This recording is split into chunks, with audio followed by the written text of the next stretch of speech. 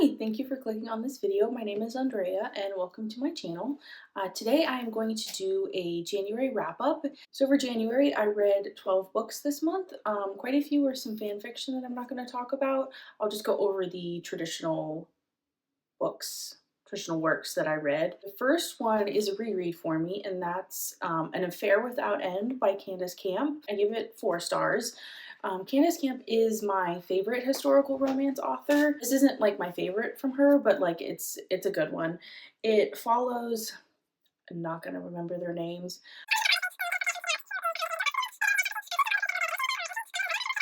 Like I said, I really enjoyed this one. I wish there was a little more angst and tension. It is the third in the series, and we followed this couple as side characters throughout the first 2 books. So I was hoping for a little more angst, because they are such opposites, and we saw that in the first couple books. But I still really enjoyed it, and I'll probably reread it again at some point. Next book I read in January is another reread for me, which is surprising because I don't usually reread books, and that is The Wallflower Wager by Tessa Dare. This is probably my like 4th or 5th reread of this book. I give it 5 stars. If you haven't heard of this series, I would definitely go check it out. It's super cute and very funny. It's 5 stars. Yeah, no notes, just great. I would recommend the audiobook, which is how I read it. The audiobook narrator, which I can't remember her name, but I love her narrations. I could listen to her read like a grocery list or something. And the third book I read this month is A Murder Most Malicious by Alyssa Maxwell. This is the first in a Lady and Lady's Maid mystery series. I really enjoyed this one. I ended up giving it 5 stars, which I was very surprised by. I tried her first, more popular, I would say, mystery series, which is another historical fiction like this one is. And I ended up putting it down because I wasn't super into it. But after reading this book, I'm definitely going to try it again. This follows a lady and her maid. It takes place entirely in one like large house, large manor. And I really enjoy that trope where everyone's like stuck together. There were a lot of characters also, which I enjoyed, both from like above stairs and below stairs. And I really enjoyed like following the below stairs like servants and things like that, not just like the nobility. I enjoyed it, 5 stars, and I already have the second one. The next book I got is my first 1 star. I rarely give out 1 stars, but this I could not give it anything else, and that is Death at Charity's Point by William G. Tapley. So this was written in the 80s, and I was very prepared and aware of that going in. Like, I wasn't expecting something that would hold up to like today's standards. I was really enjoying it, I would say, for the first half, but then there were some things that wouldn't have been okay, that aren't okay in any, having been written in any time period, I would say. At the very end, the main character pretty much assaults his love interest, like sexually, and that was when I knew I was going to give it 1 star. Additionally, he referred to high schoolers who were under 18 and in a very gross and disrespectful way. It was the main drive for me to give it 1 star. There were other things that like I was expecting, but those 2 things were the ones that I was like, I'm not continuing on with the series. I don't, yeah, that was donated really quickly. The next book I read is Dead Tired by Kat Ailes. I'm not sure.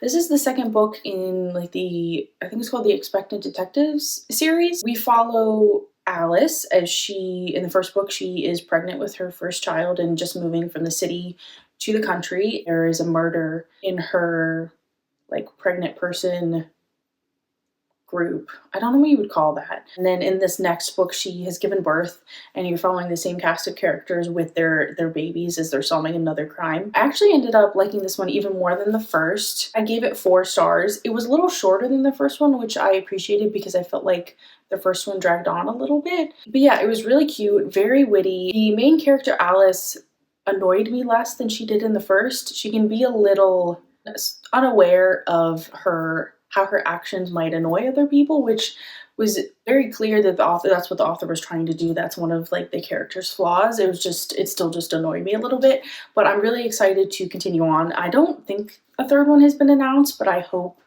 there is a third one because I'll definitely be reading it. And the next book I read was Murder at the Spring Ball by Benedict Brown. This is the first in the Lord Edgington Investigates mystery series. This was another reread for me because I've been wanting to continue on with the series and I hadn't read this for a couple years. So it follows Lord Edgington, who is about 70, I believe, and his grandson, Christopher, as they solve various murders.